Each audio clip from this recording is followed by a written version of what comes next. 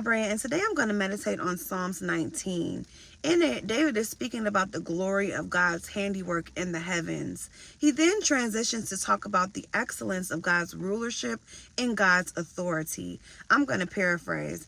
It says, "The heavens are telling of God's glory.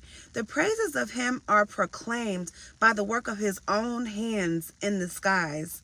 Every day their words are pouring out. Every night, their existence reveals knowledge.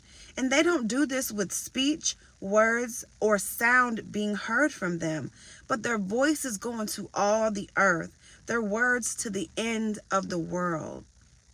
Now, this makes me think of the Magi, who knew when Christ would be born based off of the skies, as well as the exact place in which he would be born. This also brings to light the exploitative nature of people or entities that attempt to take the glory of God's heavens for themselves, and how we should avoid horoscope and certain astrological things due to this very nature.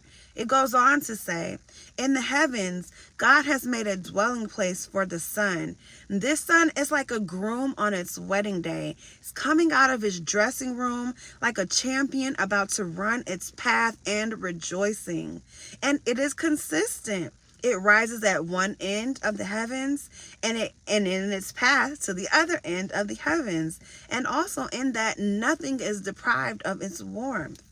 Then David changes gears. He says, "The law of the Lord is perfect." He says that it brings refreshment to the soul.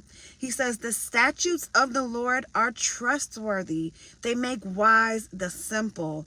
He says the precepts of the Lord are right. They give joy to the heart. He says the commands of the Lord are radiant. They give light to the eyes. He says the fear of the Lord is rare. It endures forever. It says the decrees of the Lord are firm, and all of them are righteous. And he says the worth of all of these things is more precious than gold, and the taste of all these decrees are sweeter than honey, even from the honeycomb. He says by these things God's servants are warned, and in keeping them they receive great reward. Then he says, who can discern their own errors? He says, forgive me of my hidden faults. He said, keep me from willful sins and don't let them rule over me. Then I will be blameless and innocent of great transgression. And then he said, may the words of my mouth and the meditation of my heart be pleasing in your sight, Lord, my strong place and my Redeemer.